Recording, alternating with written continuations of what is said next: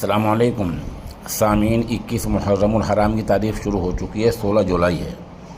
خبر کا عنوان ہے ہندوستانی نرس نیمیشا پریا کا اب کیا چل رہا ہے۔ یہ وہی نیمیشا پریا ہیں جو یمن میں رہ رہی ہیں اور جن کو وہاں کی عدالت نے پھانسی کی سزا دے دی تھی، جو آج کسی وجہ سے ٹل گئی ہے۔ اب کیا صورتحال ہے وہ ہم آپ کو بتانے جا رہے ہیں۔ اس میں ایک بڑا کردار مفتی اعظم شیخ ابوبکر صاحب کا سامنے آیا ہے۔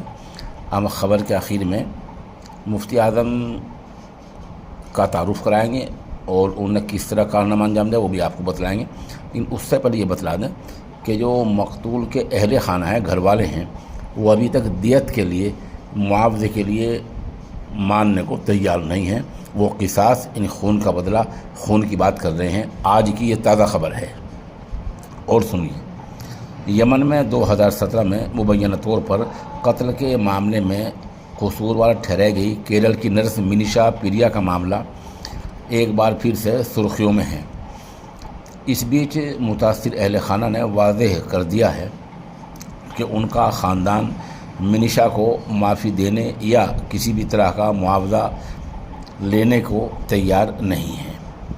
بی بی سی عربی کو 14 جولائی کو 2 دن پہلے دیے گئے انٹرویو میں طلال مہدی کے بھائی عبدالفتاح نے شریعہ قانون کے تحت قصاص کی مانگ دہرائی ہے اور کہا کہ نیمیشا کو اس کے جرم کے لیے سزائے موت دی جانی چاہیے۔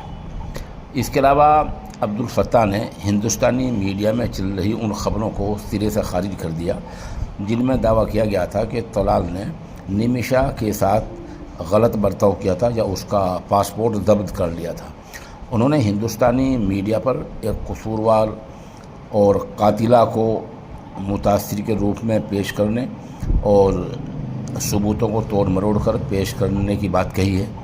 انہوں نے کہا کہ کوئی بھی شخص ذاتی طور پر یا جو پیشہ ور، چاہے وہ کتنا بھی سنجیدہ کیوں نہ ہو، اتنی ظالمانہ حرکت نہیں کر سکتا کہ جسم کے لاش کے الگ الگ ٹکڑے کر کے اور الگ الگ ٹکڑے کر دیں۔ انہوں نے بتایا کہ نیمیشا اور طلال کے درمیان تعلقات پہلے پروفیشنل تھے جو بعد میں بیوپاری کاروبار میں بدل گئے ہیں، اور پھر ان کی شادی ہوئی جو لگ بھگ 4 سال تک چلتی رہی۔ عبدالفتاح نے کہا، ہمیں نہ صرف اس ظالمانہ حرکت کا دکھ ہوا ہے بلکہ لمبی اور ہمیں بہت تکلیف پہنچی ہے۔ ہم بہت تکلیف میں ہیں۔ انہیں کسی بھی طرح کی بات چیت یا معاوضہ مفاہمت کو ماننے سے صاف انکار کر دیا ہے۔ واضح ہو کہ کیرل کے 36 سالہ نرس نیمیشا پریا بہتر نوکری کے مواقع کی تلاش میں 2008 میں یمن گئی تھی۔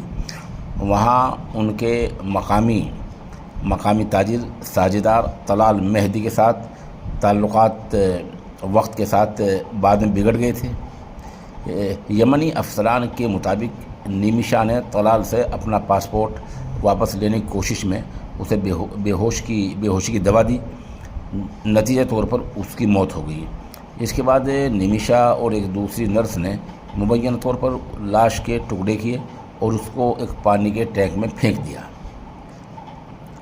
نیمیشا پریا نے قتل کے الزاموں کو چنوتی دی ہے، لیکن یمن کی عدالتوں نے اس کی اپیل خارج کر دی ہے۔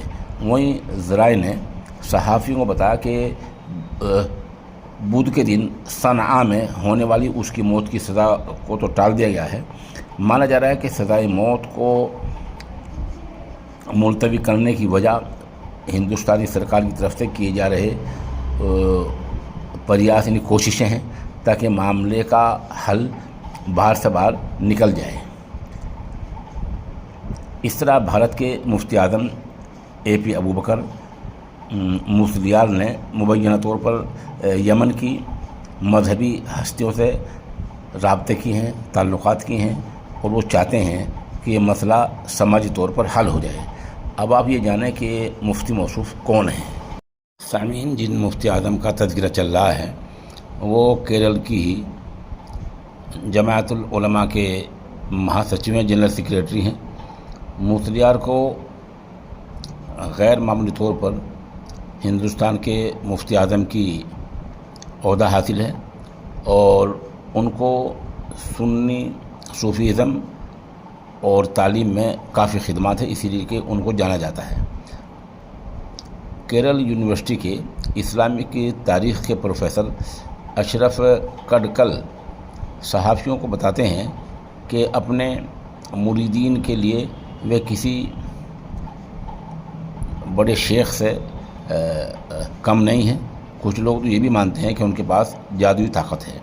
वे बरेलवी समाज चाहते हैं। सूफ़ी सम्मेलन में उन्हें वज़ीर आज़म नरेंद्र मोदी सम्मानित कर चुके हैं, लेकिन ख़वातीन को लेकर उनके रवैये की बेहद तनक़ीद भी होती रहती है। सक़ाफ़ती और सियासी सतह पर भी उनकी अपनी पहचान है और जिस समाज से वो आते हैं वहाँ मुफ्ती आज़म को ख़ासा जाना जाता है। बहरहाल मुफ्ती आज़म ने एक बड़ा काम ये किया है कि यमन के जो मजहबी रहनुमा हैं, जो सूफ़ीज़म से वाबस्ता हैं, उनसे बातचीत की है और आज फांसी के मामले को टलवा दिया है। अब देखना है कि आगे और क्या ज़राए हो सकते हैं, क्या मौक़े हो सकते हैं। जो मुफ्ती मौसूद भी तलाश कर रहे हैं, हमारी सरकार भी तलाश कर रही है और लोग भी तलाश कर रहे हैं। अब आगे देखना है कि मामला किस हद तक जाता है। क्या मक़तूल के घर वाले दियत पर यानी मुआवजे पर राज़ी हो जाते हैं या क़िसास खून का बदला खून मांगते हैं।